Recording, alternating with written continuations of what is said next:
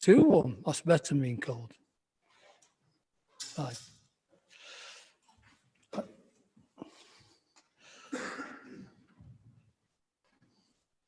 Right. Yeah. From Simon to.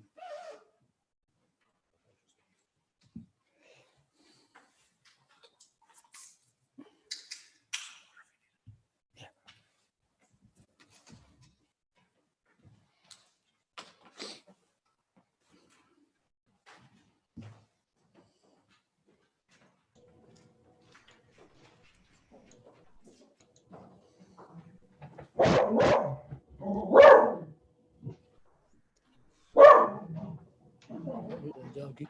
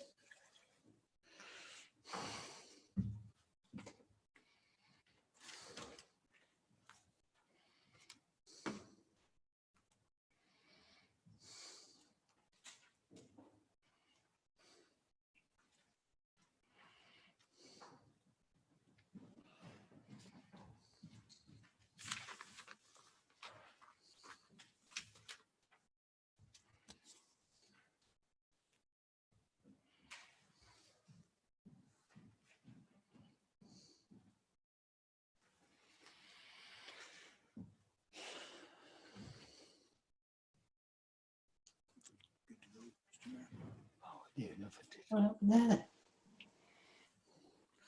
Well, ladies and gentlemen, councillors, it's 7 o'clock now. I wish to start the meeting. A bit of housekeeping first.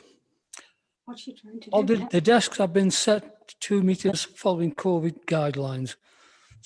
You may remove your face masks if you wish. Keep them on if you well wish. Better if mine was on, you wouldn't see my ugly face, but that's a different story.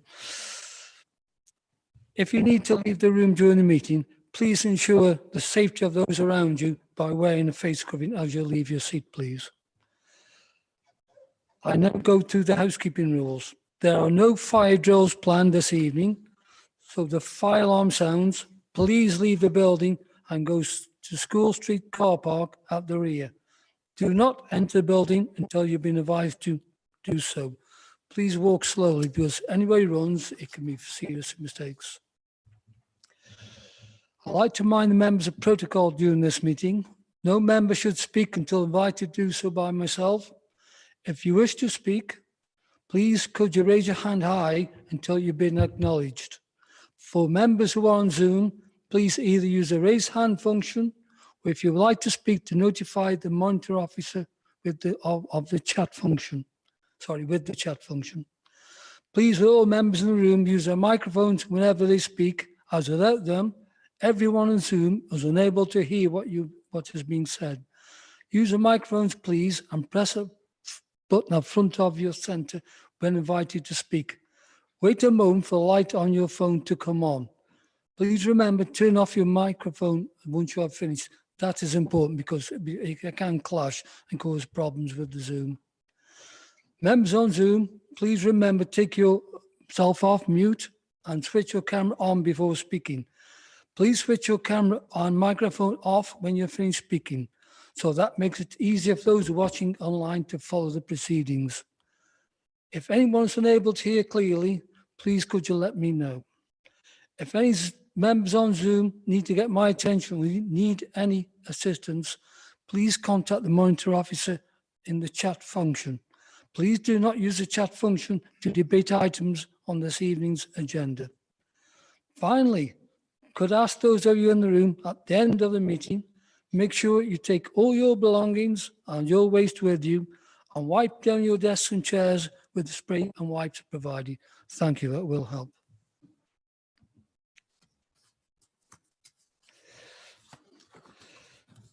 And turning now to the agenda, now members, and starting with apologies, I've given apologies for June Walcott.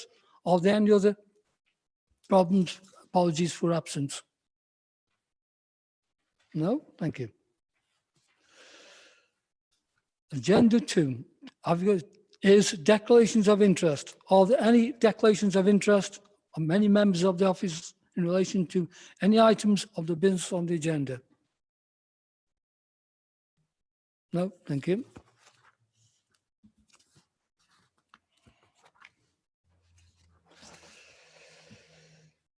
I'll be going to free on. Go to your next tab, Mr. Mayor. The next tab. I've lost it. Here we go. Come past. This way. Item 4. Ah, There you go. sorry, these tabs have been arranged in different numbers. So I'm getting it wrong again as last time. I apologise. I'll learn one day. Agenda item 4, Mayor's announcements. Sorry, we've missed the. Oh, sorry. Where am I? Let's get you back to the. Sorry. This. Here we are. Those are confusing. I'm down the desk. I'm sorry about that. Right. Agenda item 3, minutes of last meeting. Agenda item members is to approve the minutes of the meeting held on 23rd of September 2020. You'll find those minutes on pages 5 to 16 of the main agenda pack. Can the minutes be agreed?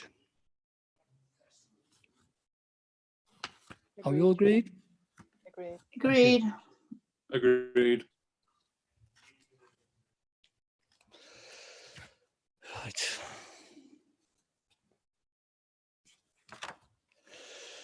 Agenda item 4, Mayor's announcements. I'm back on track. These two smaller announcements, only small ones. The freedom of the borough for the local hospital is in progress, is making progress now. I would like to have volunteers from the councillors, if you'd like to sign this nomination for me after this meeting. If that's 2, yeah. How many nominations do I need? 10. I need 10. Right. We'll come back to you on that. Thank you very much. And the second one is another small one. The Mayor's Charity has actually, has raised absolutely no money at all this year, unfortunately. I've obviously realised the present circumstances. So as soon as possible, as soon as the government moves down to tier 2 or less, I'm hoping to make progress.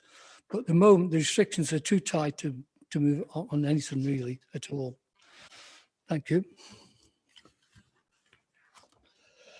Agenda. Next item of business is appointment of Section 151 officer. This agenda is item 5, which is at pages 17 to 19 on the main agenda pack. I understand Councillor Simon Tagg wishes to move the motion. Thank you, Mr. Mayor. Good evening, everybody. Really pleased to move this today. Sarah Wilkes has worked in business and finance sector for the past 25 years and has been working, after working in the private sector, she moved into the public sector. She joined Newcastle-under-Lyme Borough Council as principal accountant in 2007, 2010 appointed as a finance manager. and she took up the head of finance role in 2019. She's now been appointed on a permanent basis in November by an open selection process and a member selection panel. This evening, we're being asked to appoint Sarah as the Council's S151 officer, which is a full council appointment. I'm therefore pleased to move the proposal for you, Mr. Mayor, and that is in accordance with Section 151 of the Local Government Act 1972. Council designates Sarah Wilkes as the Council's Section 151 officer, and I believe Sarah is on Zoom this evening watching this. Thank you. Councillor Sweeney, would you like to second the proposal? Yes, thank you. Thank you, Mr. I'd like to add one other point, of course. It's very nice to see a member of our staff being promoted up the ranks as opposed to coming in from outside. I'm sure Sarah has been an excellent appointment, and I wish her well for the future. Thank you. Thank you. Do any members wish to speak on this item? No.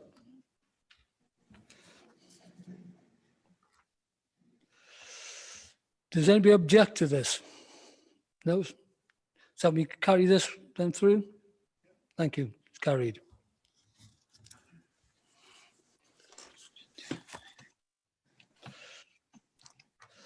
Members, next item of business, a notification of change to the council's constitution. This agenda, item 6, which is on pages 21 to 25 of the main agenda pack. I understand Councillor Simon Tagg intends to move the recommendation on page 21, and that Councillor Sweeney will be seconded. Councillor Simon Tagg. Thank you, Mr. Mayor. Bit of house cleaning here, cleaning up the Constitution, replacing a post that no longer exists with the new post of Head of Law and Governance. The changes are set out in the appendix.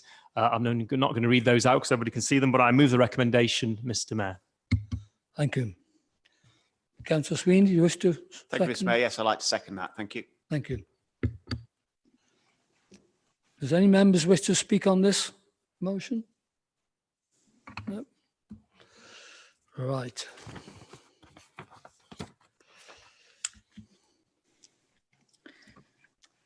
Yeah,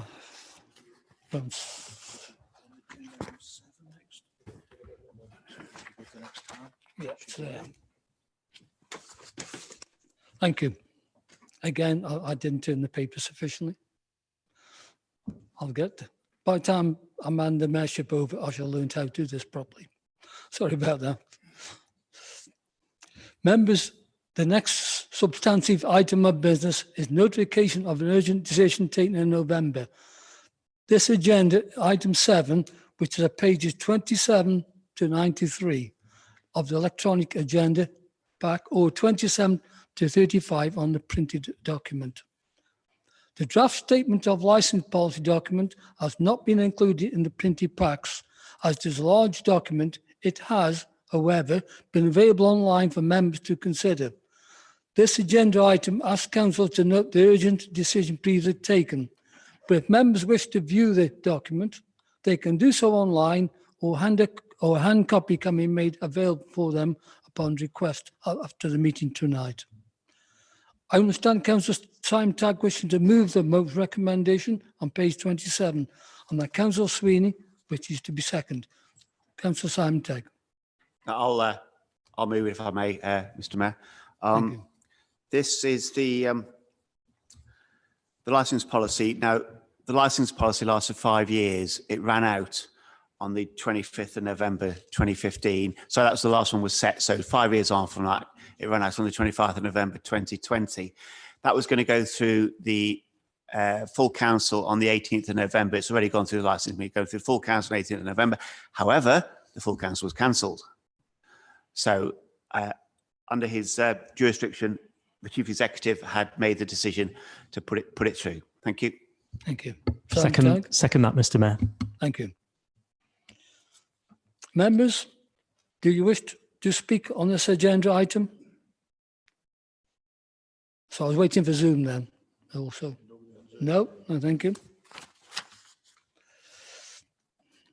Do anybody wish to vote on this, or does it carry through?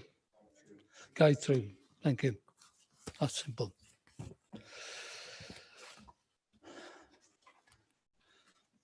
Members, next substantive item of business is on the adoption of the International HRA definition of anti-Semitism.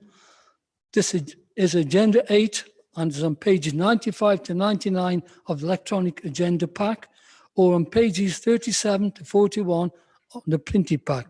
I understand Councillor Simon Tagg intends to move the recommendation on page 95, and that Councillor Stubbs will be seconding. Councillor Simon Tagg. Thank you, Mr. Mayor. Really pleased to bring this finally to Council. I mean, we planned to do it in April, which the meeting was cancelled. We were going to do it at the November one. That was cancelled too. But this is a really important document that we need to agree tonight. And to show its importance, I took it to Cabinet on the 14th of October as well, just to make everybody aware that we were going to be doing this at the next available council.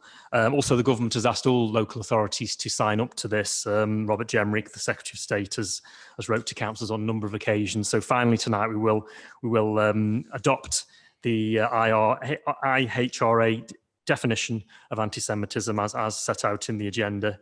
I think really it's over a year ago now when this council united to agree a motion put forward. I think it was by Councillor Johnson on that any forms of discrimination against on race or whatever were not something which we could stand for, and it'd be something which we would rail against and something we would expose. And this just finishes that motion off in my mind to agree this motion tonight to adopt the definition.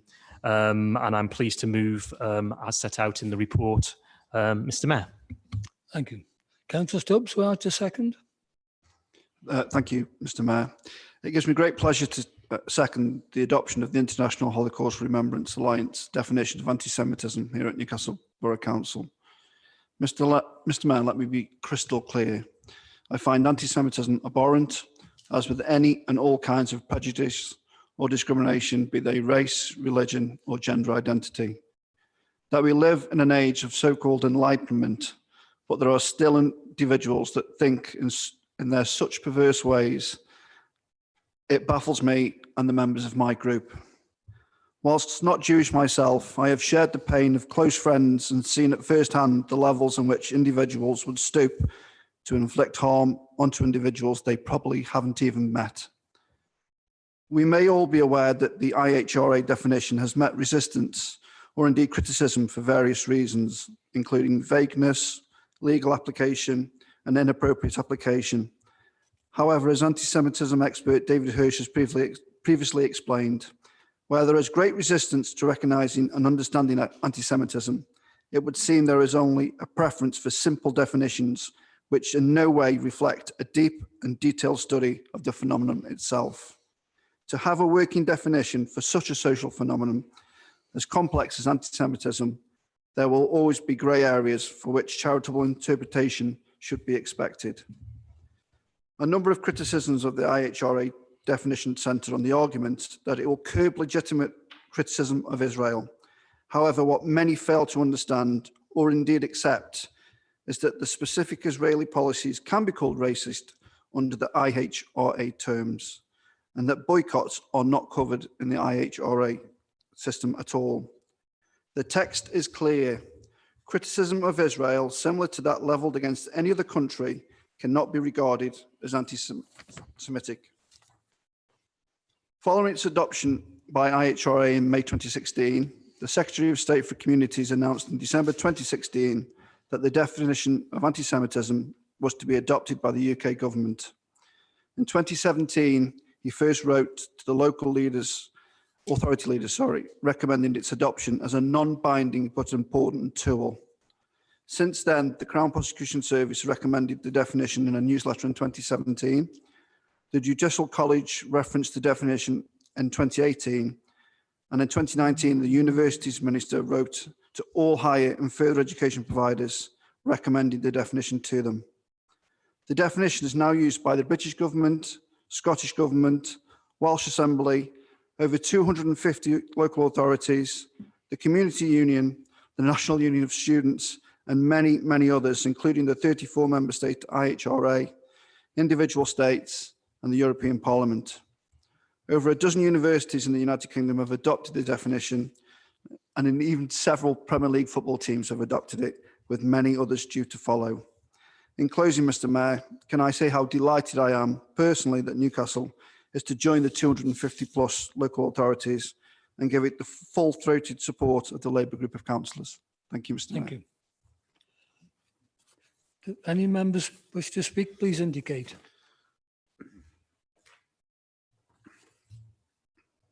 I was just checking Zoom, but I can't see anybody indicating. No, thank you. All right.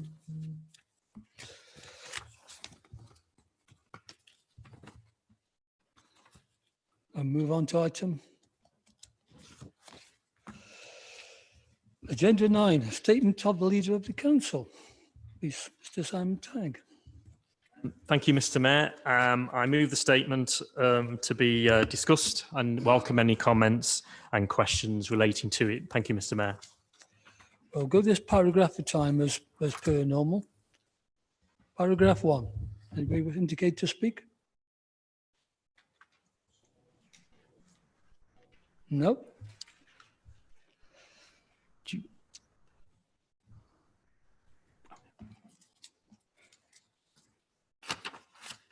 Paragraph 2. Anybody wish to speak? Pardon? Oh, 2. Sorry, I apologize. On paragraph 2. Sorry, paragraph 2. I have 2 speakers. Anybody in the room? Oh, yes. Right. Thank you, Mr Mayor. This is to the leader. Can you give us an update on the council and the current case rates in the borough of COVID? Mr Tagg? Oh, sorry, 3 questions. Councillor Fox-Hewitt, please.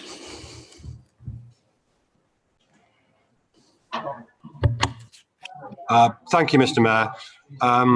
Apologies, I haven't got the paragraph. It's not loading on my screen, but it's with regards to the decision to award all staff who work at the council with the extra annual days leave.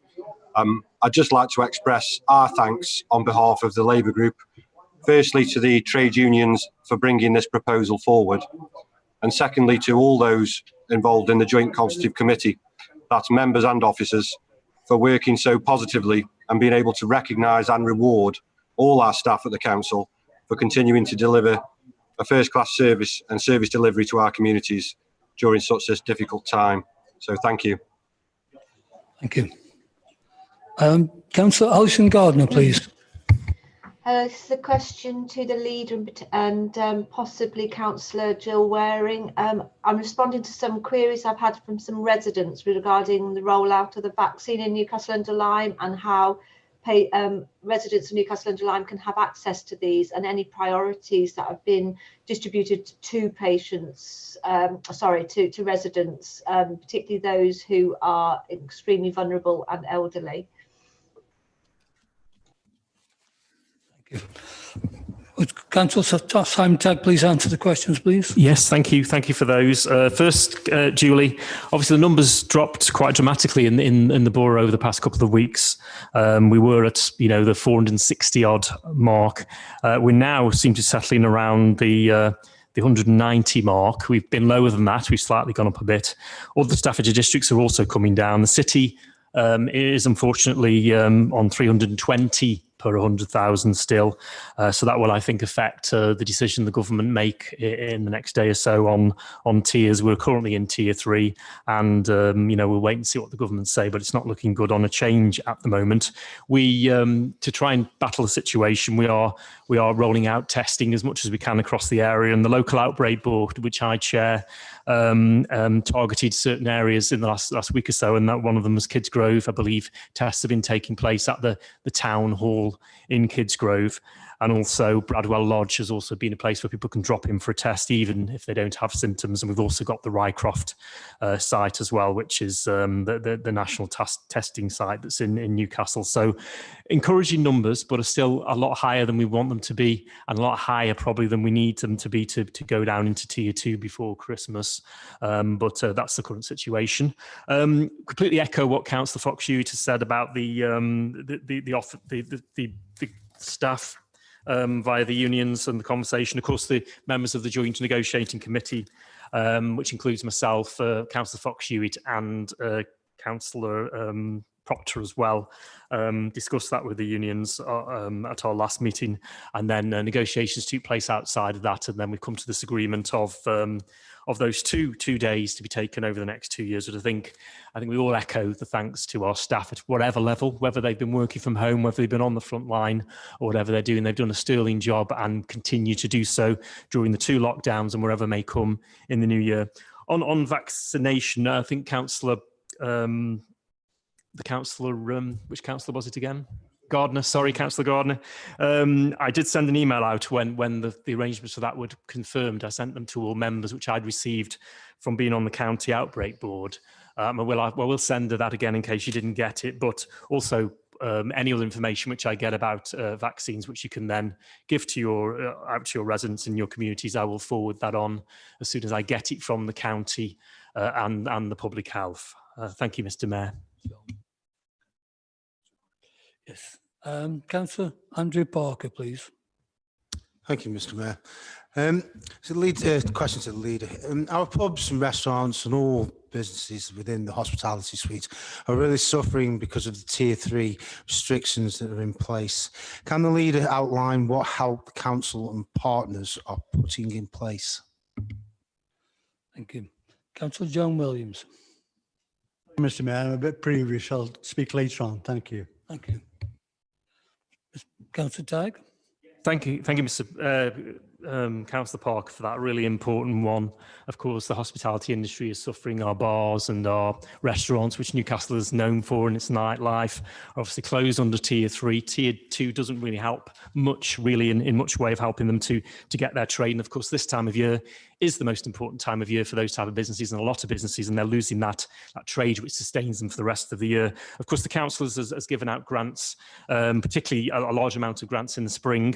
We're also continuing giving out grants at the moment, and some of those are still open, and all businesses have been wrote to about those, but they are small amounts of money, really, and I don't think they sort of compensate hospitality for this time of year when they're losing their trade hand over fist. I've wrote with other leaders of the county and the county council to the Prime Minister, asking him to consider hospitality and consider, what needs to be done to help those businesses. We are writing again in the next couple of days to push a test and dine philosophy, which could be rolled out to enable people to be tested before they go to dine. The 30-minute tests, which a lot of us in this room have had today before we came into this meeting, are very efficient, and the results very quickly. And this could be integrated into a way of enabling some hospitality to open. The county is coordinating with the rest of the districts a rapid response programme for businesses. And I've asked at our cabinet meeting, and also I've spoken to the leader of the county council about this, has asked them to obviously look at hospitality and that as a special case, really, because of the fact that they cannot open under Tier 3, and the rest of the tiers, Tier 2 is restrictive to them. So there's a lot going on.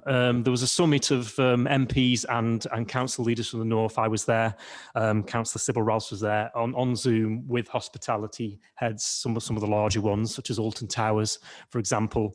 And our MPs are lobbying the government hard, and we are asking them to lobby the government hard to give some funding for the period that hospitality are closed. Go back to, again, for Newcastle, that's our bars, that's our restaurants in our town centre that are losing trade. And I feel for them, and anything that we can do, or anything the government can do to give any more grants, substantial grants to those businesses, we as the Borough Council stand ready to give them out as quickly as possible, as soon as we're given that money by the government. We don't have that money in our coffers. What we need is the government to passport that down to us, and we will give it to those businesses. Thank you, Mr. Mayor.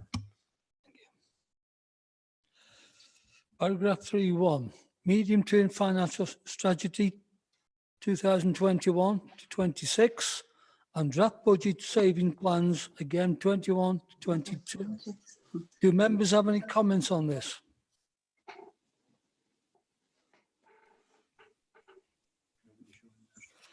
No comments? I'll go to paragraph 3.2. Oh, excuse me. Mr. Mayor, I've got my hand up. Paul Waring. Yeah. Thank you. It's a question in relation to the paragraph 3.1, and I wanted the portfolio holder for finance, if he could please update the council with the latest figure for the amount received from the government to support the councils during the COVID-19 pandemic, please. Thank you. Councillor Tagg. Councillor Sweeney will answer this question, Mr. Mayor. Councillor Sweeney. Okay, thank you, Councillor Waring. Yes, the council at the moment has received 3,278,173. We estimate that we should be getting £4,599,671.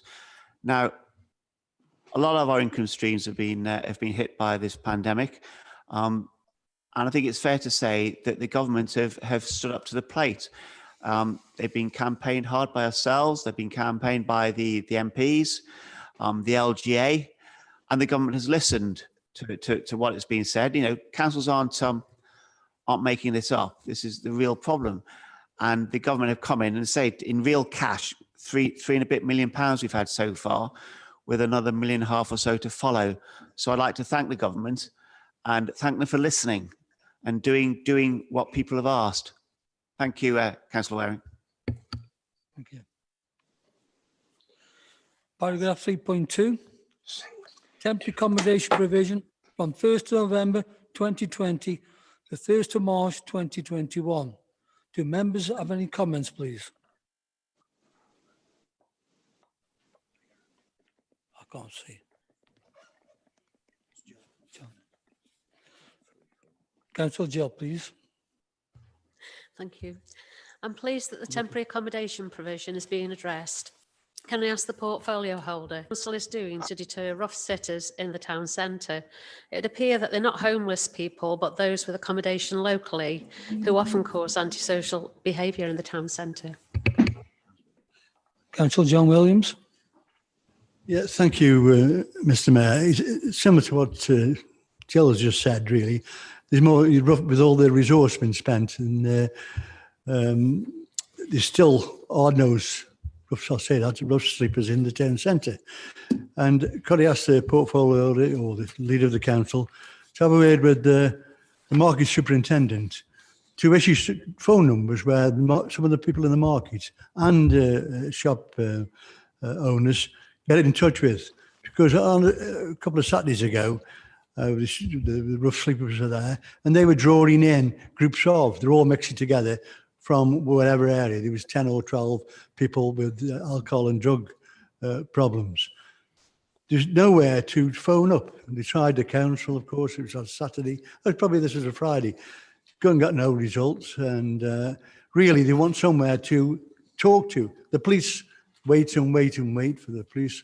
But again, we need some mechanism whether it is the market superintendent can get in touch with, and the people feel that we are doing something about it.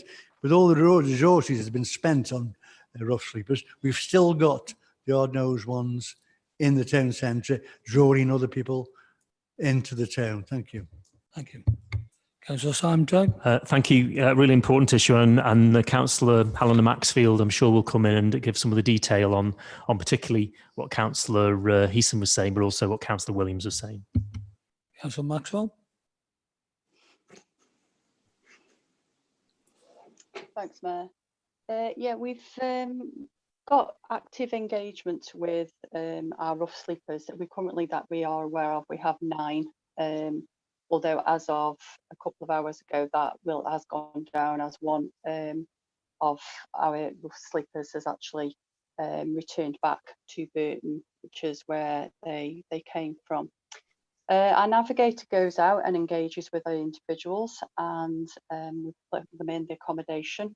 Unfortunately, we do have 2 which are refusing to engage or take up any support. That doesn't mean to say that we are giving up on them in any way, shape or form. The navigator and the rough sleeper team are still going out and engaging on a regular basis.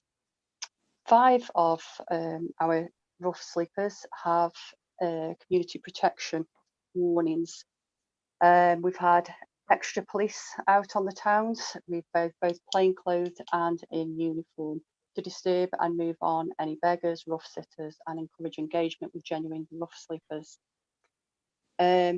We've had the St George's Chambers, as I'm sure you know, as building inspection has gone on. So in the event that SWEP should become active over the Christmas break, we've got our provider Open Door, which will be setting up the equipment, and we'll be engaged with partners and agencies so that they are aware procedures and contacts should SWEP become active there. We have ongoing dialogue with the police who go out, and along with our rough sleeper team, we are doing everything that we possibly can to help these individuals to access accommodation or the services that are required wherever possible. I will, Councillor Williams, though, have a word with the market supervisor to see if there's anything else that can be done from that perspective. Thank you. Thank you, Mr. Mayor. I think just to sum up as well, I think Helen might not have heard on Zoom, but I think initially the question from Councillor Heaton was relating to what are called rough sitters, which aren't the homeless people directly. They're actually living in accommodation and then come out into the town and hang around all day. And I think that's probably what Councillor Williams has seen as well, because we've got a very good programme to help homeless people off the streets, well funded by the government, and those people are accommodated. There's always issues.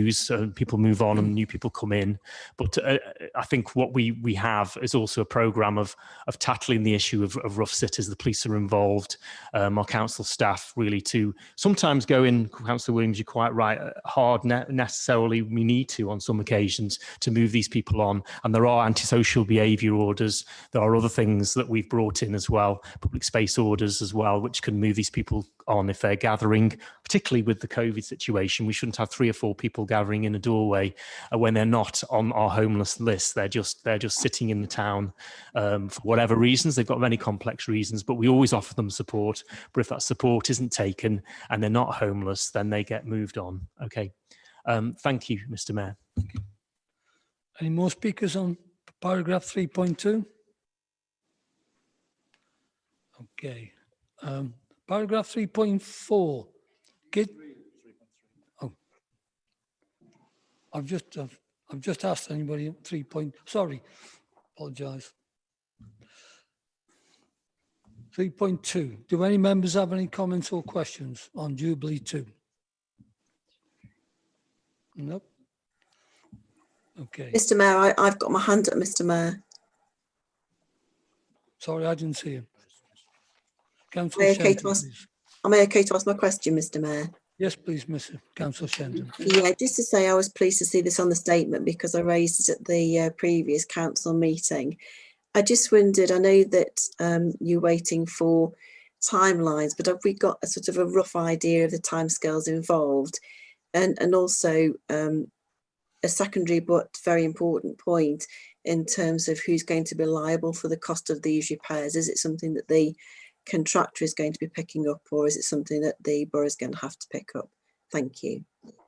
Thank you, Councillor Shenton. Thank you, Mr. Mayor. Yeah, the timeline is a historical timeline. Actually, we're looking back to see when some of the defects came to light and why nothing was done about them. More on that in the future. I think timelines for the repairs, we do have those, and I think we could do. Jill, the portfolio holder, could do an update to members on those. But I can say that the Councillor Shenton asked who was picking up the tab for this. I can assure you it is the contractor, the original contractor that built this building we're in tonight, realises there are issues and it has a programme to put them right. And I think we can say we're sitting in a room now in a building which isn't leaking, probably for the first time since 2012. But again, tempting fate there. There has been enough rain over the last 24 hours and I don't see any buckets. So that's solved. But of course, we've had the issue with the pool and the changing rooms and the sauna. All of those things have been addressed. And, you know, the contractor is on the hook, so to speak, for that, because it is still their problem and their bad workmanship, which has led to this. Thank you, Mr. Mayor. Thank you. Any more speakers on 3.3?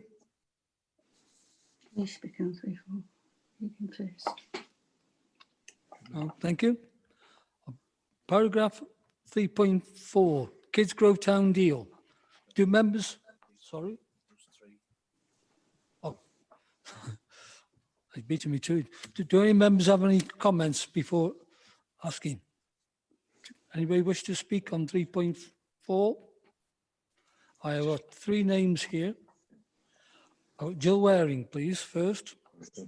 Thank you, Mr. Mayor. Yeah, I just wanted to say, you know, how much I welcome the Kidsgrove Town Deal Investment Plan. This is a once in a lifetime opportunity for Kidsgrove, and it's good to see that the government are fulfilling its promises. I just wanted to mention that we've already had the advance money for the parks, and this payment is enabling us to meet the priorities of the health and well-being.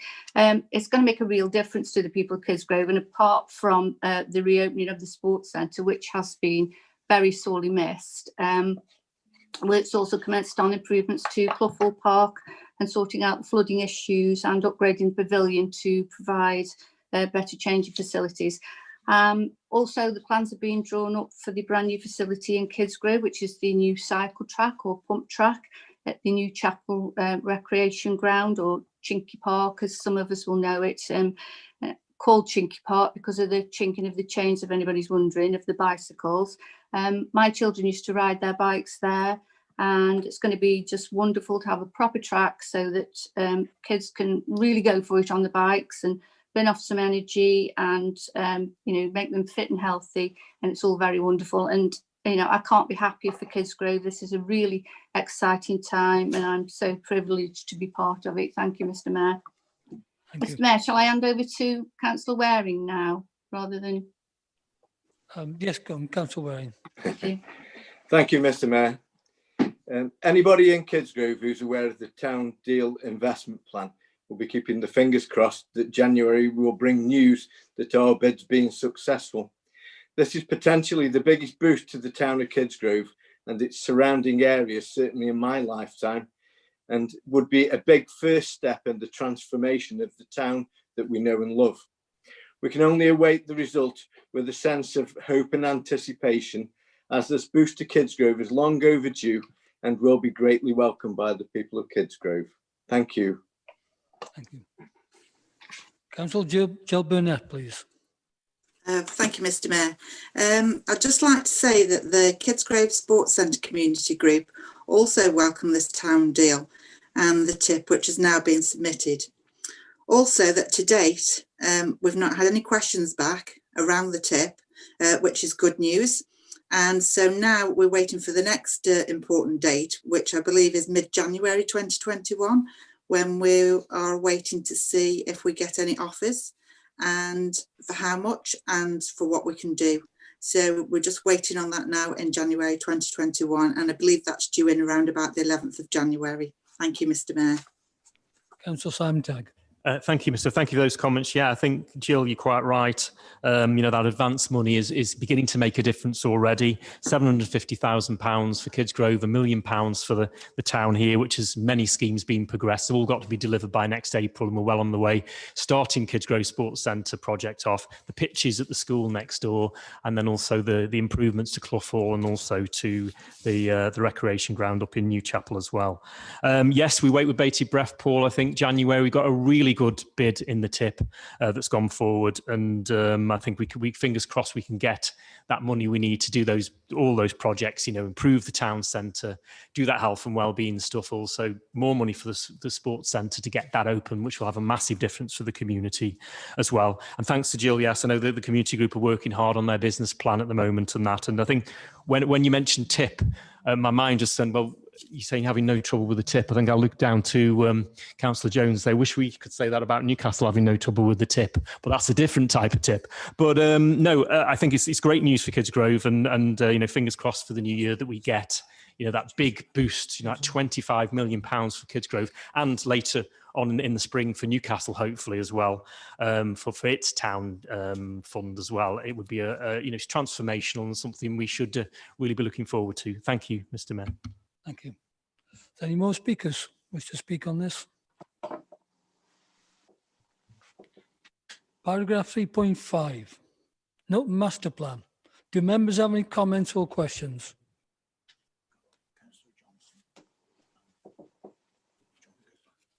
John Williams. Councillor John Williams.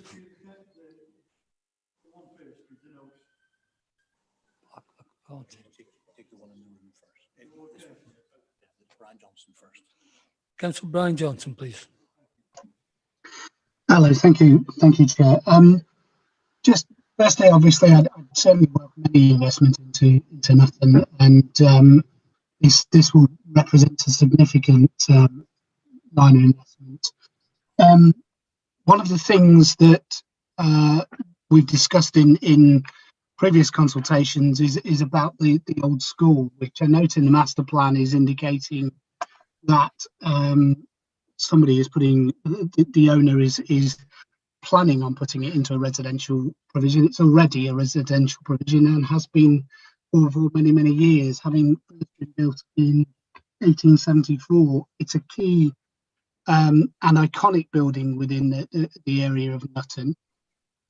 As part of the Nutton master plan, the current building occupied by the pupil referral unit is set to be demolished with housing put up in its stead, or potential housing in its stead. My question to the leader really is whether he would agree with me that it's essential that we maintain the current old school, which is actually physically attached to the building currently occupied by the PRU, and whether he will agree with me that building should remain a significant part of Nutton, and obviously the borough, given its age and historical significance to the local church. Councillor Simon Tagg. Oh, John Williams. Thank you, Mr. Mayor. Could the leader of the council make sure that residents living in parts of Crossheath ward are included in the consultation document on the Nutton master plan?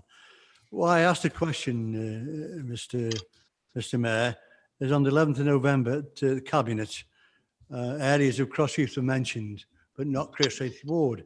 And not being parochial, and I hope that Nutton get the investment in the village and really make a difference to that village, and not just end up with a fat cheque from the county council when they hope to sell the sports field off.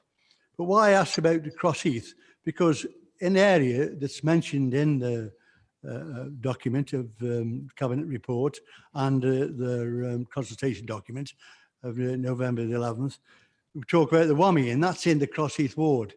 But people think of the WAMI as in Nutton, which is quite right. But residents living overlooking the WAMI are in the Crossheath area. And also we mentioned Castletown Grange, and as you know, Mr. Mayor, where that is, and the bungalows not a million miles from there, to be demolished. That's in the Crossheath area. And I represent, me and Councillor Jill Williams represent those residents. And we want those residents to be included in the consultation. So that's the two, the Castletown Grange and the bungalows in Ronaldsway. But also the development in the WAMI. Again, as I say, the people overlooking that, the new houses on the Collins and Aitman site, overlook that sports field. And we took the talk of development there. And yeah, I welcome development, but if it's done in the right way, if people are listened to, and we go through the process of consultation, and then we go through, hopefully, when the money is available, go into development, then through the planning process. So that's all I want to say, Mr. Mayor, that welcome it, but include some of the people, some of the residents in Crossheath that will be affected by the Nutton master plan. That makes sense. Thank you, Mr. Mayor. Thank you, Mr. Councillor Simon Tagg. Thank you, Mr. Mayor. I'm going to bring in Councillor Northcott, who's the portfolio holder, who took this through Cabinet in a second. I think Councillor Johnson was welcoming this investment in Kisgrove in his first initial comments, which is welcome, really, for us to hear that. I think the school, I'm sure Councillor Northcote will say more about that, but I believe that Councillor John Tagg used to go to that school, I think, during his young informative years as a resident of Nutton. I think consultation is vitally important, Councillor Williams, and you make a valid point that obviously the Crossheath area does overlook what goes down on in the valley before you come back up into Nutton. So, but I'll hand over to Councillor Northcott now for the detail of this report which went to Cabinet. Councillor Paul Northcote. Thank you, Mr. Mayor. Thank you, Councillor Tagg. Leader, thank you for the questions, both Councillor Williams and Councillor Johnson. In terms of the, I'll take Councillor Johnson's issue first in terms of the school. When the master plan goes out for consultation, and I believe that the posters have gone out today, the consultation will take a different form. Obviously, under COVID, we need to adapt that, and mainly it'll be done through local knowledge online and posters whenever possible.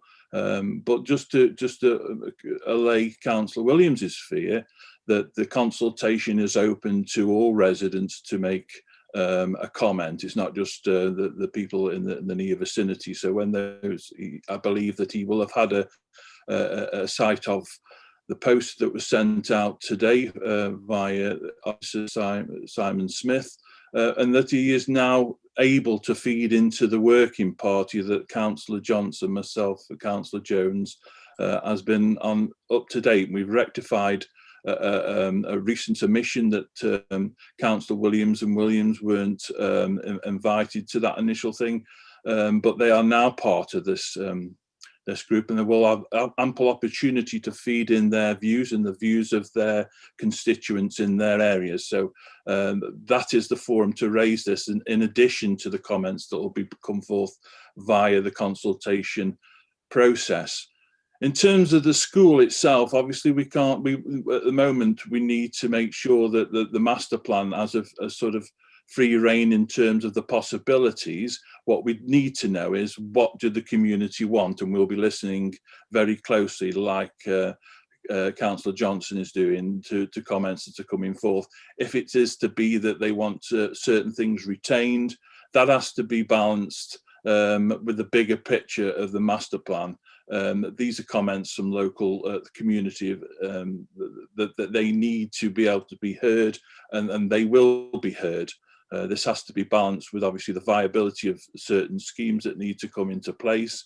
We've had long discussions about the issues of the community centre, whether the community would like that, but this is a great opportunity for Nutton to really uplift the area. For residents and councillors alike to have that significant input into this at this stage is vital, and I welcome that 100%. In terms of formulating where we go with the master plan. This is a master plan that represents aspirations. It's not the definitive one yet. It's yet to be fully composed in terms of what is actually deliverable and what the community wants. So I welcome any input from now and beyond the consultation date in terms of how we can shape this. Thank you. Thank you. Any more speakers on paragraph 3.5? No, thank you.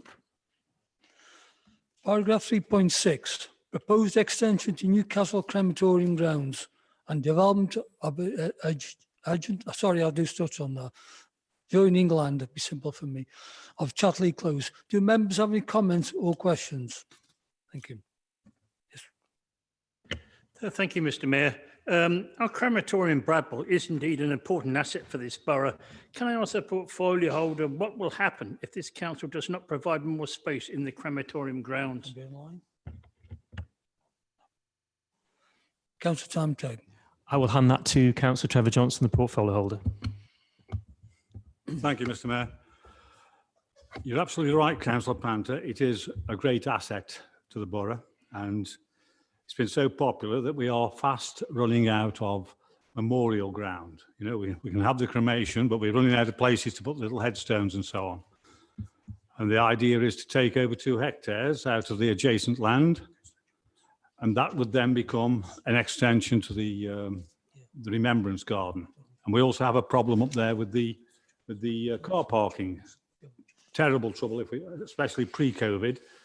And we need to expand the car park so that we can carry on. Else, they'll be going off to see Carmen outside and take the business there. Thank you, Mr. Mayor. Thank you. Councillor Jones, please. Thank you, Mr. Mayor. In asking this question, I do admit that I haven't pored over the Cabinet papers on this, so I'm not fully aware of the absolute detail. But I wonder if the Cabinet member could outline for me if there was any consideration of interment of ashes at Keele, which would then, the cemetery at Keele is quite large. The council owns significant amounts of land surrounding Keele Cemetery, so there's plenty of space for that area to expand, and whether the interment of ashes could be done at Keele and whether that would have impacted the requirement to expand out the crematorium itself. Can you please reply to that? Thank you, Councillor Jones. Ashes are interred at Keele Cemetery, if they so desire, but people seem to have this thing. This is where their nearest and dearest were cremated, and they want a memorial close to where they finally departed, so to speak. And that's the problem we have. Thank you. Thank you. Any more speakers on 3.6? No. Paragraph 3.7, Financial and Performance Review Report, second quarter 2020-2021. Do members have any comments or questions? Please.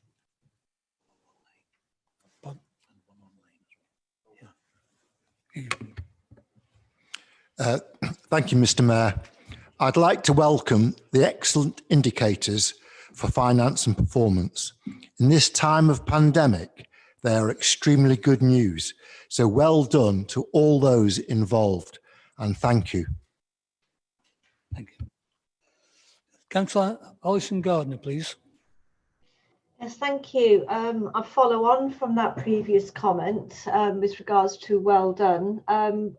I am intrigued by the 92% occupancy for the market. Selective statistics always tweak my interest, and I'm just wondering, could the leader expand on that statistic? Were these events organised by the bid and therefore the businesses funded by them, in which case specific thanks to them? And precisely how many days were these events at 92% occupancy? Thank you. Councillor Jennifer Cooper, please.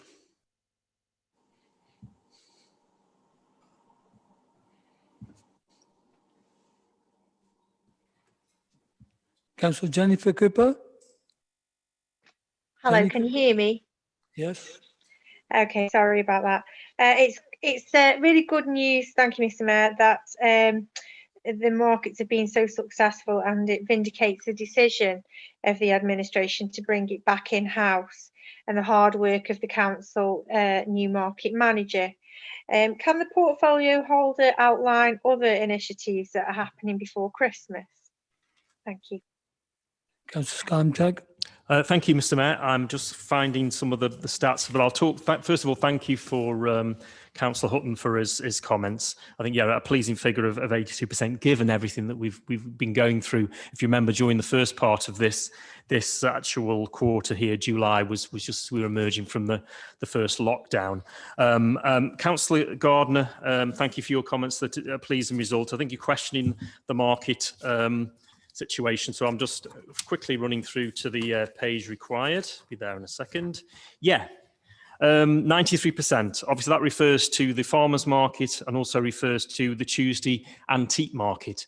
We have others which are up to 74%, 87% for the record fair. I think it just shows a great improvement in our market. I don't care who's coming into the market to run a market, as long as it's a success, and that is organised by our markets manager as well. So I think it's better than it was, way better than when we came in December 2017, when the market was on its knees. Even a marketing company wouldn't take it over. That's why we brought it back in house. So I think it's a great situation to have an improving market. On Sunday, there was the market for the Artisan Market, a drenched market, but still a busy market, and there's more to come. And I'm going to hand over to Councillor Sweeney just to answer the point raised at the end there. Councillor Sweeney. Yeah, thank you, Leader. Since we chose to nationalise the market when we first took over, I think it's gone from strength to strength. There's a real buzz at the moment. Well, there was until coronavirus, of course. But it's worth going to. It's much busier than it was. The Antiques Forum, which the leaders talked about Tuesday, that virtually sells out. That's on a Tuesday and a Thursday. The Farmers Market's nearly full. The Artisan Market on Sunday was excellent. It was a hammering down with rain, but there's a lot of people there and a lot of people were spending money. It really is something that's worth looking at. And on a nice day in the spring, when the musicians are out, the buskers are out, they're singing, there's a nice atmosphere. It's a really nice place to come, is Newcastle Market, and our officer on it has done a simply superb job, to be honest with you. He works well with other people. There's a thing called Punk's Pud, who helped to organise the market on last Sunday, and will organise it again next Sunday. There's another market tomorrow, local market, 5 o'clock till 9 o'clock tomorrow night. The stores are free, which is the sort of thing we're trying to do to incentivize people to come down. And I think there's 20 different traders, all local traders, local people, to show off their produce and their wares and give people the idea, it's nice to come to Newcastle. You might recall a while ago we put lighting in the market stalls, which was for this sort of event. There were other things planned over the year, but obviously they fell by the by. On a Wednesday night, there's free parking to support the late night shopping that we do. There's free parking this Saturday on our town centre car parks, and all our borough-owned car parks rather. And there's also free parking on Sunday, so free parking all weekend in effect. It's the Artisan Market again on Sunday, and I keep banging on about this. If you didn't come last Sunday, and it's not hammering down this Sunday, I would absolutely come. I know I was speaking to somebody who's actually in this chamber now, who said after the last time we did this, months ago, he came away from the market and he thought, "Oh, that's the sort of thing we should have in Newcastle." And I thought, "Oh, hang on a bit, we are in Newcastle, aren't we?" It was that good, and it's I absolutely recommend it. It's one of the big successes, I think, for this authority, is the way that we generate the market. We said we would, and we have done. Thank you. I think just to add, obviously we've created a safe market as well. I think that needs to be stated. When people come down, there is hand sanitizers, social distancing, queuing barriers, etc., to make it as safe as possible. It's outside anyway. It's like being inside in a shop, but outside, so actually much safer. And our marshals are out there to ensure people are social distancing. And even though masks aren't compulsory outside, a lot of people are wearing masks, and that's all good to see in this COVID time we're on. So it's a safe market as well, so people can enjoy it, spend their money, help traders, and really make the town centre thrive. Any more speakers on paragraph 3.7? Mr. Mayor, a light comment really on the subject of the market, and it's to say that the last time I went there and Punk's Pud were there, I have to say that it took me back to my childhood, when it was like having my mother's bread and butter pudding all over again. Thank you.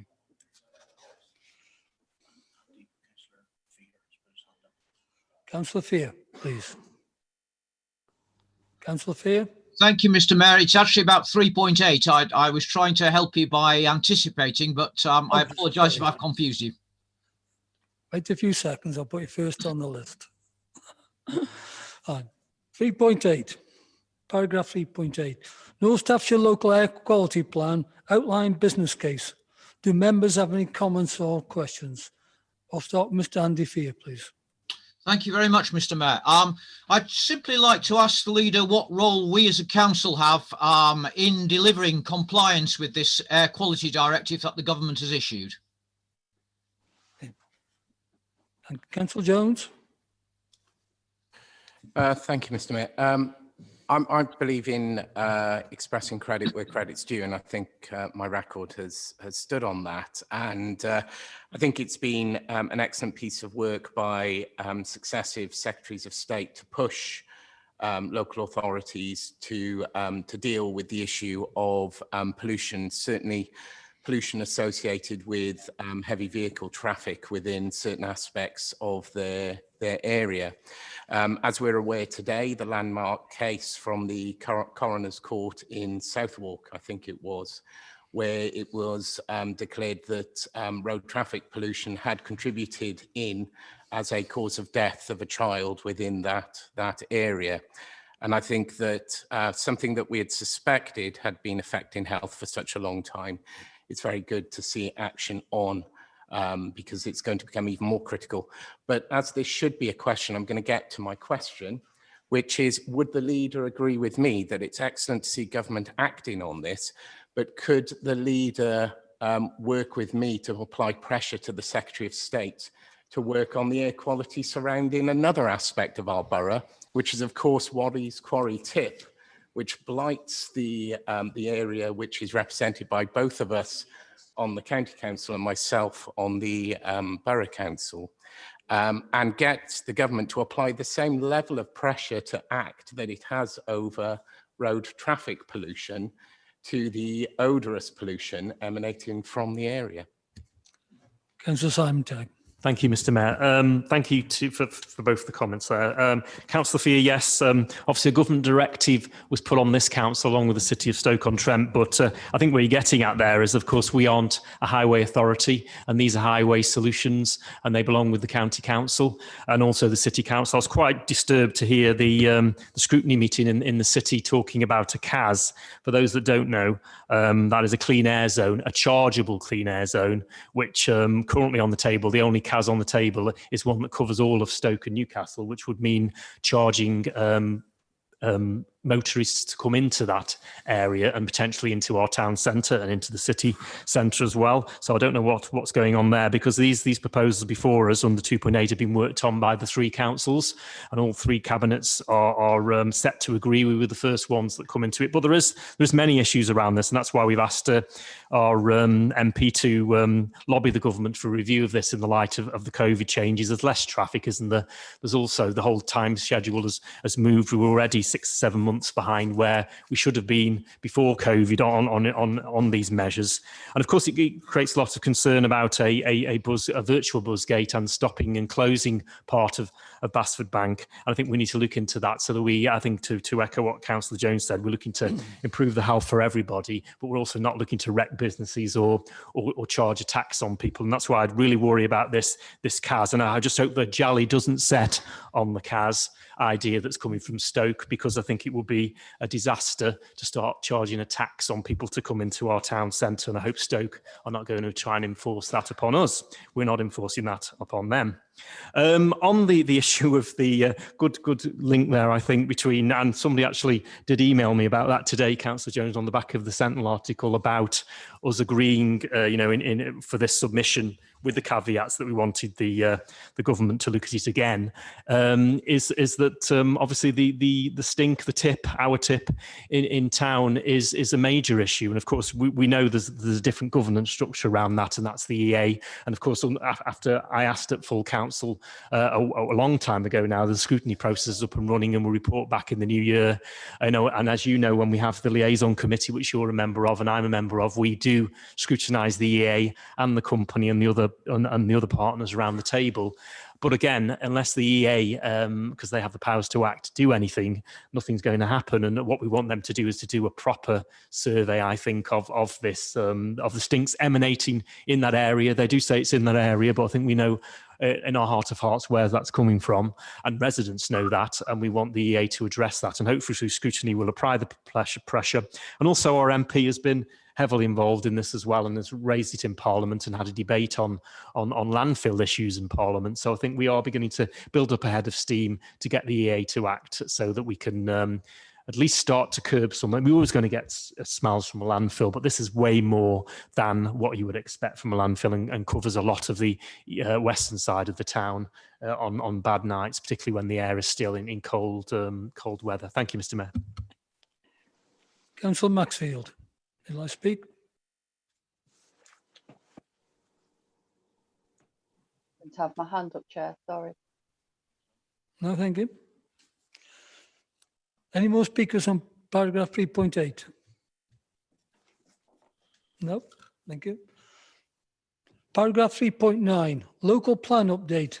Do members have any comments or questions?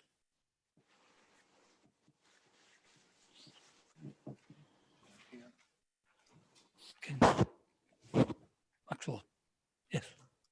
Thank you, Mr. Mayor. Could the Cabinet Member for Planning please expand on the reasons for considering going it alone with a borough local plan, and what would the advantages are likely to be, especially for the rural areas? Thank you. Oh, sorry. Thank you, Mr. Mayor. I would like to have noted my view that the current joint local plan is a ludicrous and naive, tying ourselves to Stoke, and we've wasted 7 years. The local plan should have been out and adopted years ago. I ask that this administration puts things right for our residents and disassociates from Stoke. I want a Newcastle plan for Newcastle residents. Thank you, Mr. Mayor. Thank you. Thank you, Mr. Mayor. Like many other people on this council who've been involved in the planning committee and as portfolio holders over a number of years, we seem to have spent month after month after month, meeting after meeting, one at Newcastle, one at Stoke, meetings cancelled, decisions changed, and we've just gone nowhere other than in a great big circle. Quite frankly, I think this needs taking hold of, shaking up, and a plan relevant to Newcastle producing, particularly for the rural areas where I believe that under the present situation, we're going to lose out to our friends at Stoke. Councillor Stubbs. Thank you, Mr. Mayor. Just a question to the portfolio holder. Can you confirm that what communications have been had with Stoke-on-Trent City Council? Because this week alone, on 2 different scrutiny committees, one is examining the joint local plan, when we're actually being told this evening, and the minutes of our cabinet meeting said that we are very much looking at a borough-wide plan. And whilst it's not even included on the planning scrutiny committee at Stoke-on-Trent City Council tomorrow, that this is even happening, can you confirm that in writing that this has been made very clear to the leader and the chief exec at Stoke? I will answer that initially and then hand over to Councillor Northcott for some of the detail of the other questions. Yes, I have met with the leader of the City Council and their chief executive on a couple of occasions to outline our thinking as we move forward on this. Of course, we don't make we're going out to further ask partners, not just the city, but the county, Cheshire East, all the other councils, and also the LEP, before we feed back into January to make a final decision. But yes, the City Council know about this, and I'm not aware of them looking at their local plan in any meeting this week. Councillor John Williams. Thank you, Mr. Chairman. Some of the remarks quite concern me when they talk nothing in the rural. Where did we go? All in the urban, all our green spaces in the urban area developed, and nothing in the rural not touched. But really, the question I'd like to ask, the resource for us going to loan now, and I hope it works out because I want more for the borough. What resource there, and will it affect the planning department? And the planning department are doing very well at the moment. I hope no resources have been taken from that department and put into the local plan. So, of course, reassurances that that's a standalone, the local plan in resource terms, and so the planning services. Thank you. Councillor Jones. Then. Thank you, Mr. Mayor. I mean, actually, I'm a very firm believer in localism, so I'm quite positive about the concept of going it with a borough-only local plan. I'm keen of making things as hyper-local as possible, and that fits within certainly my political outlook. But one of the things I would urge the cabinet member is, we have been working on this local plan as long as I've been a councillor. I've lived this the whole time I've been on the council, and I'm quite happy that we take this opportunity to hit a reset button. What I don't want to do is produce a rushed local plan that's for Newcastle only, that's for Newcastle residents only, that we end up spending the next couple of years pointing to that rushed local plan and going, if only we'd spent a bit longer. If we'd only spent 12 months longer when we had the opportunity, we could have had a plan that would have suited our ambitions and our growth as a borough. So I would urge the Cabinet member to use this as an opportunity not to rebadge the existing local plan or elements of the existing local plan, but to open it up again and develop a local plan that actually fits the needs of our residents in the borough, and one that has been developed without awareness to the ongoing development needs in Stoke. If it is to be a true Newcastle plan, it needs to be reopened up and redrafted. Councillor Simon Tagg. I will bring in Councillor Northcott. He's got a lot of questions to answer. Yes. Councillor Northcott. Thank you, Mr. Mayor. Yes, I'll try to remember some of them. I've been writing them down furiously as they were coming in.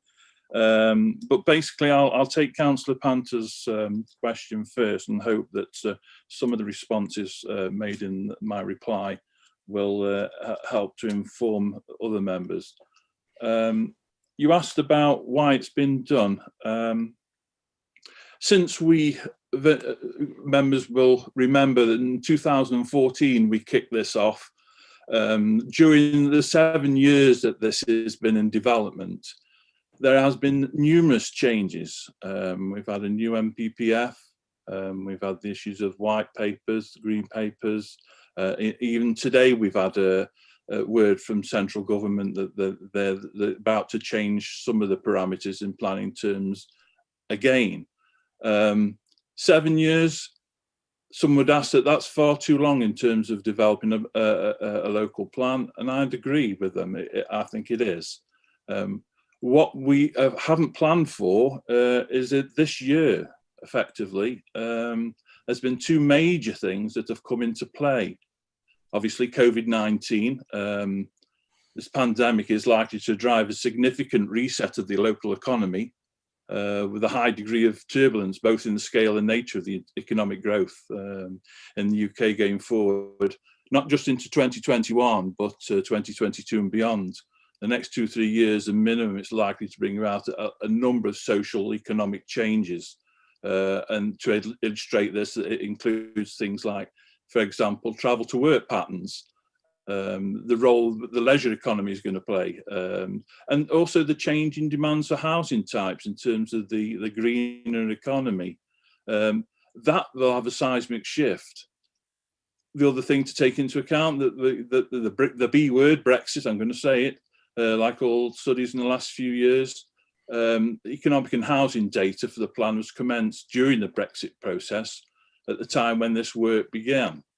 I think now, judging by the changes that are taking afoot, we've made that initial inquiry to explore why we still have the chance to do that, to see whether this adequately reflects the needs of our residents, businesses and development over the next 15 years, don't forget. If we get this wrong and work on outdated information, then we're likely to be saddled with inappropriate development, struggle to meet housing, 5-year land supply. This will have a massive knock-on effect. If we don't take into account what's happened in this particular tumultuous year, we will be failing to bring that into the database of evidence. Councillor Jones welcomes the reset. Not all of this will have to be reset. A lot of the information will still be valid. When we first looked at this, we realised that there's going to be additional costs to bring in a reset if we decide to go that way. But what it didn't take account of in the joint local plan was the emergence of neighbourhood development plans. Now, for those that have been involved with neighbourhood development plans in the borough, there's two different needs for Stoke-on-Trent and Newcastle. Newcastle has 5 neighbourhood development plans. 2 of them that have been adopted, and 1 of them that's just in the initial stages in Kidsgrove. This would enable the building blocks of informing local policy. Now, this is very important. The local policy is going to be informed by neighbourhood development plans, which the government is keen and is still keen to underpin the local planning process. So that would give us the opportunity, if we were able to reset or decided to make the reset and go it alone, it would enable us to be able to bring that work in. And as Councillor Jones alluded to, the needs of the local population is very paramount, and we've accepted that that is a good reason for having a possible reset. It is very clear that Stoke-on-Trent and Newcastle now operate in different areas, different spheres, have different economic aspirations and delivery models. And it has become apparent over the last 7 years, if anything's to be learned from that, is the fact that the two authorities are essentially very different. To have an amalgamated plan may be not the right way to go and will not serve the benefits of Newcastle residents. Councillor Williams talks about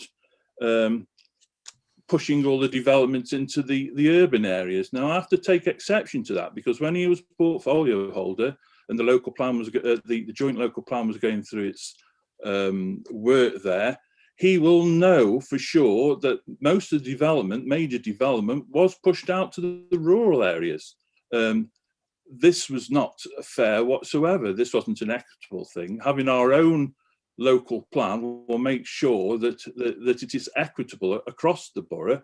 There will need to be some development in some rural key centres. That's accepted, but only married to the fact that we need to explore exactly what we need. Now, it could be, if we decide to go alone, that we may not need as much housing as we thought.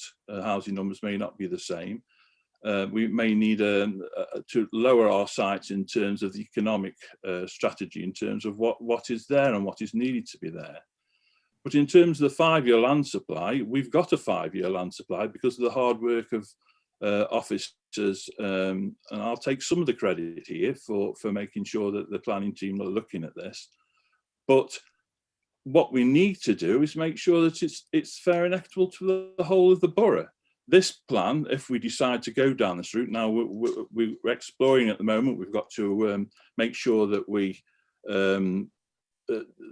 link into the key stakeholders, such as the development industry, the Stoke-on-Trent City Council, of course, Staffordshire County Council have been our neighbours, neighbouring authorities, also the LEP and MHCLG. Those are just to reel off a few of those, as well as the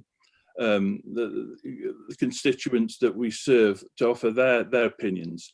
Now, I've already sort of put out feelers in the rural area, and Councillor Hutton says that he wants the rural area protected.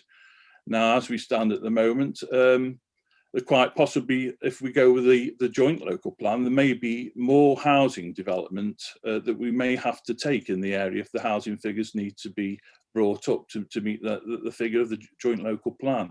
If we have a standalone one, it's likely to be based on evidence for Newcastle and Newcastle only. I think that we need to look at all the best scenarios out of this, and I think, yes, there will be inherent risks initially in the short term, but to answer Councillor Jones's question again, is that we don't need to rush through this. We've done quite a significant amount of work on this already, and he will have taken part of that, of course, in the past, but we need to bring up to date the information in terms of economic growth and requirements and housing figures based on the new situation. Now, this won't be rushed. There is no definitive timescales for putting this plan through its paces if we decide to go alone. It is felt that it is quite deliverable, and the target date is likely to be 2023 before the effects of the government white paper come into play. Councillor, we have over on time. Can you bring this to an end, please? Okay, thank you. I hope I've addressed all the multitude of questions there. If there's anything specific, I'll quite happily come back to it individually on those councils if they've got a particular issue. But I see this as a good thing, and this is to be recommended to to the next cabinet pending our engagement with partners, stakeholders and the report that comes to cabinet. Thank you, Mr. Mayor. Thank you. Any members wish to have any more questions? No, thank you. For paragraph 3.10, sustainable environment strategy, do members have any comments or questions? Councillor Holland, please. Thank you, Mr. Mayor. Could the leader tell us who the council will be working with to deliver the goals in the sustainable environment strategy? Councillor Tagg, please. Okay, thank you, Mr. Mayor. Yes, I think this is another a big issue which we're talking about here. I won't talk about it as long as Councillor Northcott talked about the local plan, but sustainable environment strategy is a key strategy to take forward and fits in with all the planning stuff we're doing as well. And we won't be doing this on our own. I think that's what Councillor Holland is asking. We're obviously already been working closely with Keele University. We've got on our doorstep one of the exemplars of sustainability and the environment. We're working with them closely. The LEP, Staffordshire County Council, are going to be our key partners. We're going to refresh the county deal, district and borough county deal, which will sustainability will be at the heart of that as well. And also we will be looking to obviously listen to the views of the public about this as well, because obviously it's their local area, it's their environment, and we want to obviously improve that and sustain it and protect it going forward. So this is just the start. This document came to Cabinet. It's really just the start of a programme going forward. There's a detailed action plan. It just doesn't involve the Borough Council. It involves, all our partners and the public as well. The government are beginning to obviously give us instructions on the environment, on carbon reduction and etc. And we will be incorporating them into our plan as we go along, and it will be a growing document and one which will, I hope, do what it says on the tin, have a sustainable, nice environment for Newcastle going forward. Any more speakers on paragraph 3.11? Oh, sorry, 3.10. Apologise. 3.11. I was trying to move the council forward then. Planning went on a bit longer than expected. 3.11, Bantam Museum Redevelopment Project. Do members have any comments or questions? No, none at all. That answered my question, speed it up. Paragraph 3.12, proposed residence funeral service. Do members have any comments or questions? Council, please. Council Wilkes, yeah. Council Wilkes, please. Over there. Firstly, I'd like to thank the portfolio holder, Councillor Trevor Johnson, for championing a residential funeral service, which will help a lot of families at a time for what is for them a very sad and difficult time. The question is, when will the service be up and running? Can you please answer that, please? Thank you, Mr. Mayor. I've been, nearly 2 years on this, pushing it through, persuading, pushing it through. And I was so thrilled last week when it got through Cabinet. Now, that's taken that long to get that far. Now we've got to engage with our partner, whoever that may be. A lot of discussions to have, and I expect us to be up and running by the spring. Okay, thank you. Councillor Julie Cooper. Can I just like to say thank you very much, Mr. Mayor, for letting me speak, and thank you very much, Councillor Johnson. But this is long overdue, so I'm glad to hear it's got through by Cabinet. Thank you. Thank you. Mr. Jones, Councillor Jones. Thank you, Mr. Mayor. I have a main question and a splinter little question of that. The main question to the portfolio holder is, can you outline the process? Will it be for a selected partner in order to provide this service? Will it be a full open bid service? Will all providers be able to request to be part of this service? And second, a small question to the leader, borrowing from the deputy leader's wording earlier on. In terms of nationalisation, is there anything else up the sleeves to nationalise? Because I quite support this move, and I'd like to know what else is starting to creep towards nationalisation. Councillor Johnson. Thank you, Mr. Mayor. Do you know, the question's gone. What was it again? That's You're it. going out to tender with the Thank you. process. Sorry, Councillor Jones. Yeah, it's been an open tender, but it will be for the residents of Newcastle-under-Lyme on the first option, and there's going to be a direct cremation option, which will be open to all. But it's going out for tender. Thank you. Councillor Tagg, any questions? Thank you, Mr. Mayor. We always review all of these things looking forward, and if it's best to be provided by the council, we will do, but some things are best provided in the private sector. I think if I was, no, I'm not going to go into about highways, but that's way outside of our remit on the borough, but I can think of a lovely thing I'd like to bring back in, and that would be highways, but that's not this council. Thank you.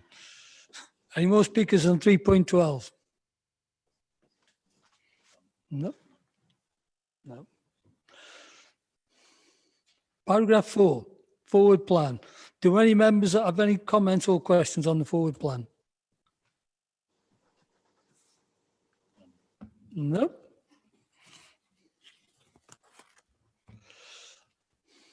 Members, the next substantive item of business is reports and chairs of the scrutiny committees. This agenda item 10, which is pages 105 to 107 of electronic agenda, or pages 43 to 45 of your printed pack. Written reports are attached for Economic, Environment and Place and Security Committee and the Health and Wellbeing Partnership Scrutiny Committee.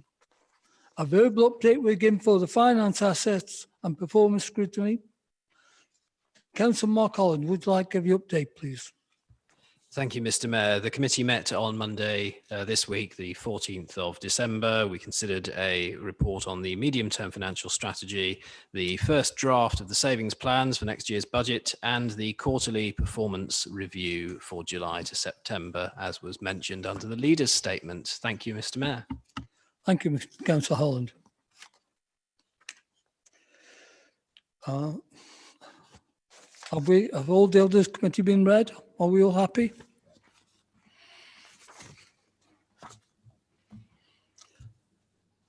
Members, next substantive item business is reports of the chairs of regulatory committees. I told you I started, I apologise.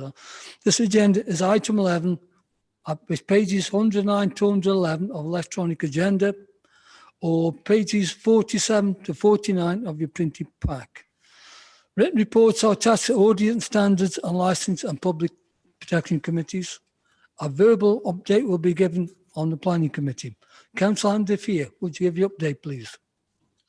Thank you very much, Mr. Mayor. I'm pleased to say that the planning committee has met on its regular cycle. These have been hybrid meetings given the COVID problems we have at the moment. They've been very well attended. I'd like to thank members for attendance at what is a very important committee. The last committee, we had performance figures for the planning department, and I'm delighted to inform members they were absolutely excellent. And I would like to take this opportunity to thank our members in the planning department for working so hard to make sure this vital service has run so efficiently in a time of great stress. I think great credit is due there, and we all owe them a great deal of thanks. We have, of course, important stuff coming down the pipeline as ever, and as we've seen already at this meeting, part of that, of course, will be consideration of what to do with our local plan, and I look forward very much to hearing those debates in due course. Thank you, Andy Fear. Thank you. These reports here are information and noting. Please can the reports be received? Thank you. A motion has been received. A copy of the motion concerning the sustainable development goals can be found on page 113, 151 of electronic agenda, or page 51 of your printed pack. The Sustainable Development Goals document has not been included in the printed packs, as it is a large document, but has been available online with the rest of the papers for this meeting. If members wish to review this document, they can do so online, or a hard copy can be made available upon request after tonight's meeting. The motion has been proposed by Councillor Michael Stubbs and seconded by Councillor Simon Tagg. Councillor Stubbs, would you like to speak, please, on your motion? Thank you, Mr. Mayor. Michael Stubbs, my mother will be very proud as sorry. she watches on tonight. Right, thank you, Mr. Mayor. We all know how difficult the last few months have been with the COVID-19 pandemic coming on the back of a decade of austerity for local government. But as we look forward to rebuilding, the Labour Group of Councillors believe that the United Nations Sustainable Development Goals can contribute positively in the pursuit of a better and more sustainable future for us all. The SDGs are important universal goals with responsibility shared by all countries across the world. They set out ambitious and measurable targets for how the world should look by 2030, including targets for both global and national development. In September, the UN General Assembly met with a focus on these goals and to reinvigorate the decade of action ahead. Of the 143 targets the UK stakeholders for sustainability found relevant to the United Kingdom, there is good progress on less than a quarter. Local government is a key component to the successful domestic implementation of the SDGs, and it already does so much to drive local improvements and development. Much of the work this council is already doing and can be closely aligned with the goals. My group, as representatives of thousands of residents across the borough, encourage the Borough of Newcastle-under-Lyme Council to formalise our commitment to the goals, to clearly set out how serious we are about succeeding in achieving these targets. By working alongside civil society and other partners, we will be able to utilise the rich experience of our diverse residents to help strengthen our communities and deliver inclusive benefits. The goals and the ideas behind them will change people's lives and illustrate the positive difference we can make when given the opportunity. Adopting this motion will demonstrate that commitment, and action on the motion to deliver the goals across the country will reinforce this council as an authority committed to social justice. Mr. Mayor, this chamber has passed several motions over the last year with good intention, but little assurance of completion and delivery. And therefore, I strongly believe that each report brought to full council from 2021 onwards should highlight how each report dovetails with the UN sustainable goals and how each report will include the symbol or symbols of the goals it looks to achieve. Only then will the SDGs be embedded firmly in both the minds of officers and members. My group and I have previously provided a joint UK and local government association publication that introduces the SDGs to the council in detail and provides a guide how we might as a council incorporate them into our daily business. But Mr. Mayor, I would be happy to receive any thoughts or questions. Thank you, Mr. Mayor. Councillor Tagg, would you like to second the motion? Yes, Mr. Mayor, yes, would like to second it. And just to add to what Mike has said, Michael, sorry. That's fine. Mike's good. Has said is obviously the British government was involved in the in these SDGs, and also the LGA document, which has been appended to the agenda tonight online, and I've got a printed off copy here, puts it into flesh really what this means, and the 1 to 17 goals which are on the bottom of page 5, which we will integrate into, as Mike says, everything we do, and all the policies which we bring forward. We are already adopting a sustainable approach in a lot of ways, and this will be a way of measuring that. So I think the council has got nothing to be afraid of on this. I think it's something we can do, and something which will be well appreciated by the borough and those at a larger arena as well. And I think also we talked about partners on the previous strategy we were talking about. I think obviously County Council and Keele, etc., are ideal partners to work with on this. So we get where we want to on this. So I fully support it, and my group will be supporting it tonight. Thank you, Mr. Mayor. Thank you. Councillor Jones. Thank you, Mr. Mayor.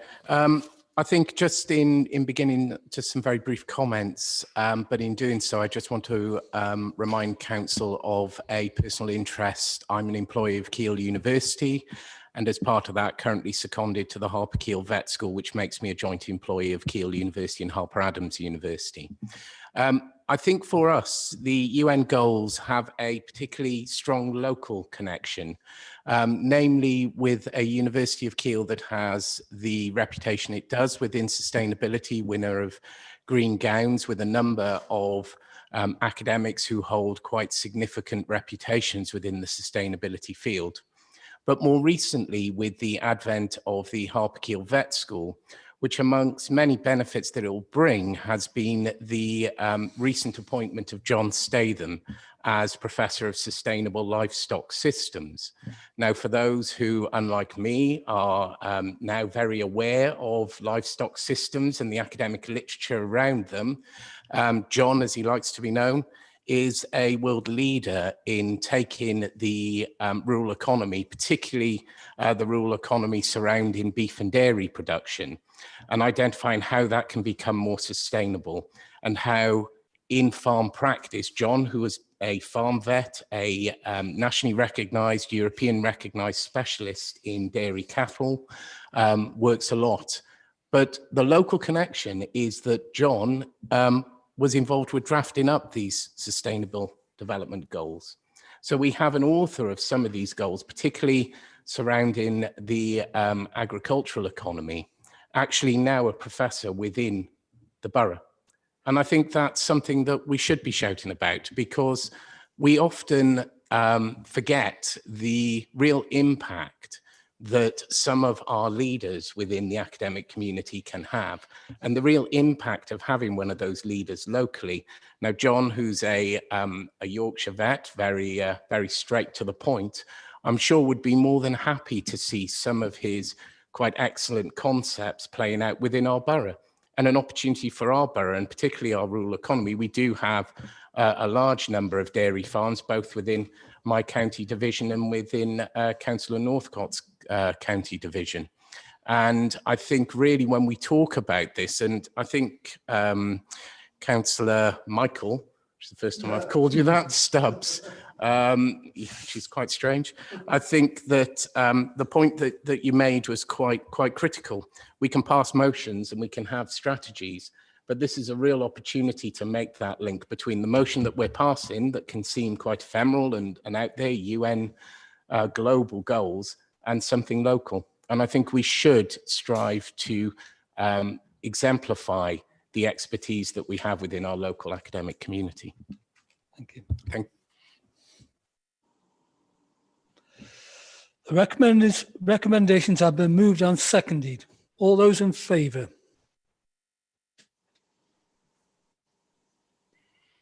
I can't see the Zoom, but that's in the room is unanimous. Thank you. Ask if there's anyone against. Is anybody against? No, unanimous. Thank you.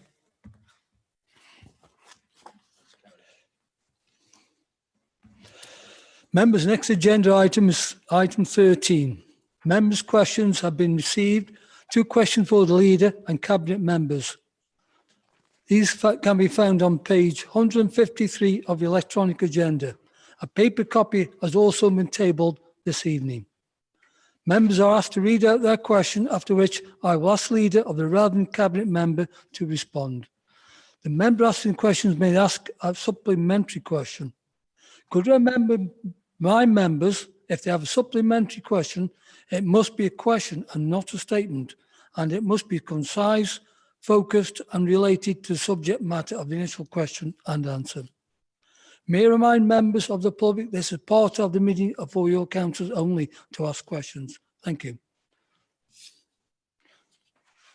Question from Councillor Andrew Fox, please.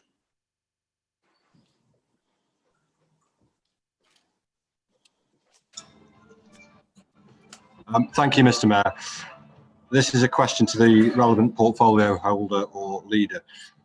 The publication of draft proposals to expand Bradwell Crematorium appears to be intrinsically linked to the large-scale development of adjacent land for housing. This has generated a huge amount of anxiety and opposition by local residents. Within only 7 days of the Cabinet report being released, 1,000 signatures opposing plans to sell off green space have already been recorded. Can the portfolio holder or leader please inform us how many new build homes have been earmarked as within scope? as the proposals are silent on this, despite this work having presumably been completed in order to gain a valuation for the land. Thank you. Thank you, Councillor Fox-Hewitt. Councillor Simon Tag, please. Thank you, Mr. Mayor. Thank you for the question, Councillor Fox-Hewitt. Obviously, Bradwell crematorium plans been published as part of the council's asset management plan. These have sat on there since 2018 on the list of plans to look at. And the next stage of this will be a consultation stage. We're following a process which the Labour Party followed when they were in power, when they brought forward and took through planning the Knipe Way site and also the Dean's Lane site, which is not very far from this particular site. That's now being developed for housing, by the way. As such, we will await the outcome of the consultation before we decide on issues such as the area being made available, along with the numbers, the design and the density and the elements of any development that will come forward on that site. The consultation is due to start early in the new year. We haven't done it beforehand because obviously in the run up to Christmas, it's not the right time to do a consultation of this nature. And also, obviously the COVID situation, we were in lockdown when we made the cabinet decision. Hopefully we'll have a window in the new year to go out and do some of that meaningful consultation. I'm aware of the petition, and obviously that will find its way through the council system and be part of that consultation, which we'd welcome that as well. And of course it will come to cabinet again in due course to be looked at when all of those things are brought forward through the consultation. Thank you, Mr. Mayor. Councillor Fox-Hewitt, do you have a supplementary question? I do, Mr. Mayor, thank you. The question is, a number of residents of Bradwell are clear in their assertions that this land was gifted by the owner to the people of Bradwell in perpetuity for community use. Can the leader commit tonight that council will not breach any such conditions should this be the case? Councillor Simon Tag. We will have a look into that, and that will be part of the cabinet report that comes in the spring, well, later than the spring, because the consultation is taking place in January. So whenever it comes back to cabinet, we will have that included. And I think if residents are putting that forward, then that needs to be investigated, doesn't it? Thank you, Councillor Tang. Thank you. Councillor Fear, can you please ask a question, please? Thank you, Mr. Mayor. My question is for the portfolio holder for finance, and could I ask him, please, if he would be able to update the council on the external auditor's professional opinion on our 2019-2020 statement of accounts? Can you answer that, please, Steve? I can, thank you, Mr. Mayor, with great pleasure. The audit of the statement of accounts was completed ahead of the deadline for 2021. The deadline was 30th of November. It was done before that. An unqualified opinion was given on the statement of accounts, which means that the accounts give a true and fair view of the financial position of the authority as at the 31st of March 2020 and its expenditure and income for the year then ended.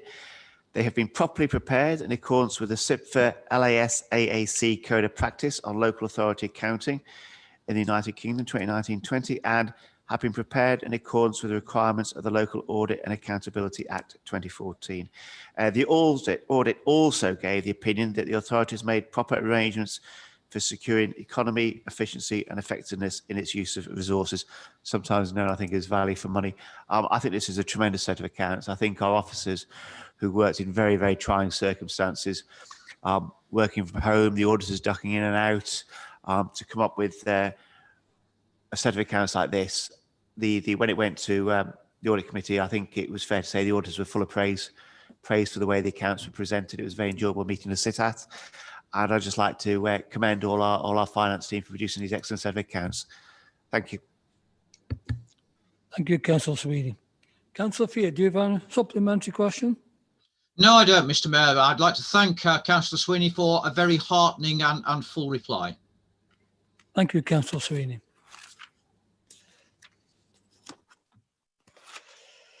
Right. What's the next one?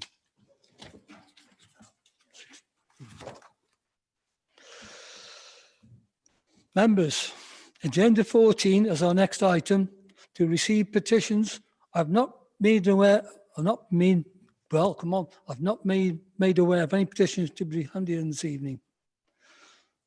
If a member has a petition, please indicate if you have one. No. Members, agenda 15 is where we would ordinarily move to exclude the press and the public to deal with any confidential reports, but there have been no confidential reports to consider this evening. Item 16, where we would ordinarily consider urgent business, but no urgent business needs to be considered, but there are 2 items to be considered. Councillor Simon Tagg.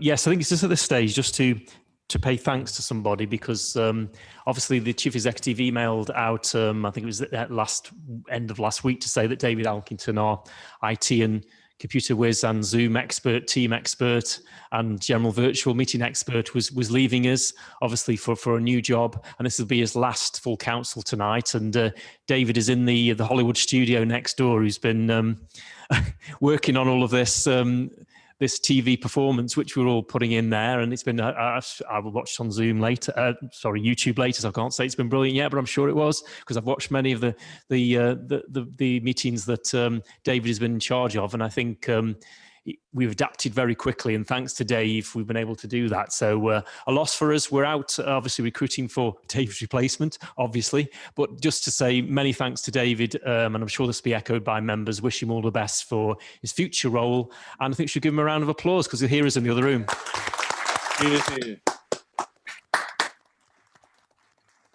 Thank you, Mr. Mayor. Councillor Stubbs.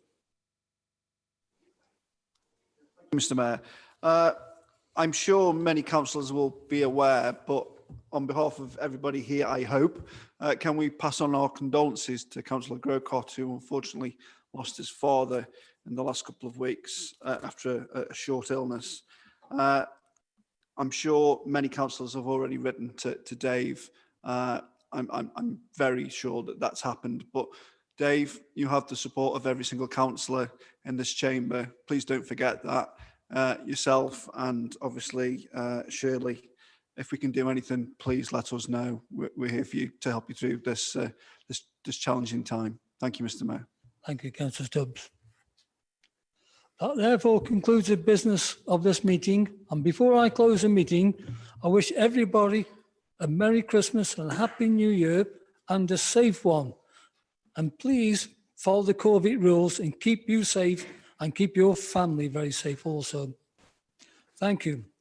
Please can we vacate this room to allow the facilities management team prepare for tomorrow, and also please can take any cups, glasses and papers with you. And please, if you remember, can you wipe down the chairs as well, please, if you can. Thank you. I declare this meeting closed. All right. All right. Thank you.